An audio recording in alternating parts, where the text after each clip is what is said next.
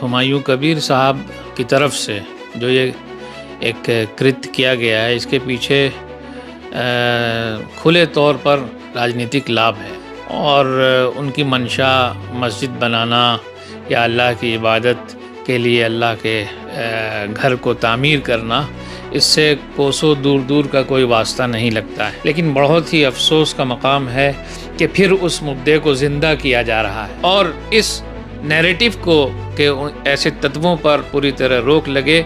समाज के जो अपने देश से प्रेम करते हैं, अपने वतन से मोहब्बत रखते हैं, हर समाज के लोगों को एक प्लेटफार्म पर आकर इस देश से, इस भारत देश से जो नफ़रत की राजनीति हो रही है, इसको पूरी तरह समाप्त करने के लिए काम करना होगा। भारत के जिस मुद्दों को, संवेदनशील मुद्दों को सुप्रीम कोर्ट ने आज से कुछ साल पहले अपना फैसला देकर शांत कर दिया था, खत्म कर दिया था, कल उन्हीं मुद्दों को एक बार फिर से उकसाने की कोशिश की गई पश्चिम बंगाल के मुर्शिदाबाद से टीएमसी के लीडर हुमायूं कबीर के द्वारा। उसके बाद पूरे भारत में चर्चा का विषय हो गया। कुछ लोगों ने मांग की कि इस तरह की हरकतें या फिर ताकत कहाँ से पैदा होती है। इस पर क्या है रुख सज्जादा नसीह सैयद शाह फखरे आलम हसन का, जो बिहार का एक प्रतिष्ठित खानका है, खानका पीर दमड़िया भागलपुर में स्थित है। कल इनका बयान भी एक आया है सोशल मीडिया पर, जो अखबारों में है, वहाँ पर समझने की कोशिश करते हैं। हुमायूं कबीर का नाम अचानक से बाबरी मस्जिद की बुनियाद को लेकर के पूरे भारत में सुर्खियां बटोर लिया। आपने कहा कि इस तरह की हरकतें ठीक नहीं है, चूंकि जिस मामले को सुप्रीम कोर्ट ने बहस से खत्म कर दिया, मामले से खत्म कर दिया, उसको एक बार जिंदा किया गया। ऐसी चीज़ें नहीं होनी चाहिए, इस पर कार्रवाई होनी चाहिए।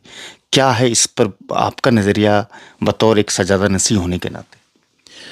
हम समझते हैं कि हुमायूं कबीर साहब की तरफ से जो ये एक कृत्य किया गया है, इसके पीछे खुले तौर पर राजनीतिक लाभ है और उनकी मंशा मस्जिद बनाना या अल्लाह की इबादत के लिए अल्लाह के घर को तामीर करना, इससे कोसों दूर दूर का कोई वास्ता नहीं लगता है। ये सब इस तरह के लोग हैं जो तकरीबन 8 दशक तक सुलगते हुए मसले को, जिसके नतीजे में मुल्क भर में न जाने कितने मासूम लोगों का कत्ल हुआ, खून बहा, बच्चे यतीम हुए और औरतें बेवा हुईं और बच्चों के सर से बाप का साया उठा, घरों से कमाने वाले हाथ शल होके रह गए, उसको सुप्रीम कोर्ट के द्वारा बंद कर दिया गया था एक फ़ैसला दे करके। अगरचे मुसलमानों ने उस पर पूरे तौर से सब्र करते हुए उस फ़ैसले को कबूल किया और ये समझा कि आइंदा अब इस तरह की राजनीति देश में नहीं होगी। लेकिन बहुत ही अफसोस का मकाम है कि फिर उस मुद्दे को ज़िंदा किया जा रहा है और मैं इस मामले में ये कहना चाहूँगा, अपील करना चाहूँगा तमाम देश प्रेमियों से कि आपको अपनी मठों से, घरों से, खानकाहों से निकलकर देश हित में एक आवाज़ होकर ये नारा बुलंद करना होगा, इस पर काम करना होगा कि किसी भी धर्म का कोई अनुयायी हो या फिर कोई भी पार्टी का वो राजनेता ही क्यों ना हो, चाहे बड़े से बड़ा नेता क्यों ना हो, अगर वो धर्म को और धार्मिक उन्माद को फैलाए इसलिए कि उसे राजनीतिक लाभ मिले, उसे सियासी फ़ायदा हासिल हो, तो ऐसे तमाम लोगों पर पूरी तरह सरकार को, चाहे वो केंद्र सरकार हो, राज्य सरकार हो, उनको रोक लगाना चाहिए और इस नैरेटिव को के ऐसे तत्वों पर पूरी तरह रोक लगे।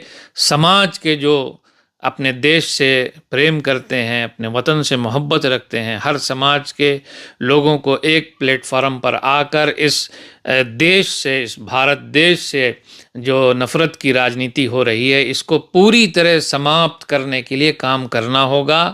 अगर हम यूं ही खामोशी इख्तियार करे रहे और हमने कोई कदम देश हित में मिलजुल कर तमाम समुदाय के लोगों ने नहीं उठाया, तो बहुत मुमकिन है कि एक वक्त वो आएगा कि नापाक इरादा रखने वाले षड्यंत्रकारी लोग सफल होंगे और देश फिर जो है इसकी अखंडता, एकता छिन्न भिन्न हो जाएगी।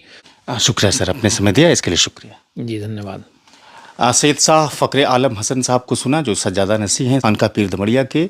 इन्होंने कहा कि इस तरह की हरकतें अगर होती है, धार्मिक आधार पर अगर कोई सियासी फ़ायदा लेना चाहता हो, तो स्टेट गवर्नमेंट के पास या फिर सेंट्रल गवर्नमेंट के पास ऐसा ठोस कानून होना चाहिए कि उस पर बंदी लगे, उस पर ठोस कार्रवाई हो। और इन्होंने एक बात की भी ज़िक्र की कि भारत का मुसलमान इस मिजाज का नहीं है कि इस तरह की बुनियाद को या फिर इस तरह के ढांचों को या फिर इस तरह के मुद्दों को वो हवा दे, चूँकि भारत हमेशा से एकजुटता और भाईचारा और मोहब्बत का संदेश देने वाला पूरा दुनिया में एकमात्र देश है, जहाँ मिलजुल कर सभी लोग रहते हैं। इस वीडियो को लोगों तक पहुँचाइएगा। साथ में हमारे यूट्यूब पर सिटी टाइम्स को सब्सक्राइब नहीं किया है तो कीजिएगा। फेसबुक पर वीडियो देखेंगे तो वहाँ पेज को फॉलो कीजिएगा, लाइक कीजिएगा। शुक्रिया।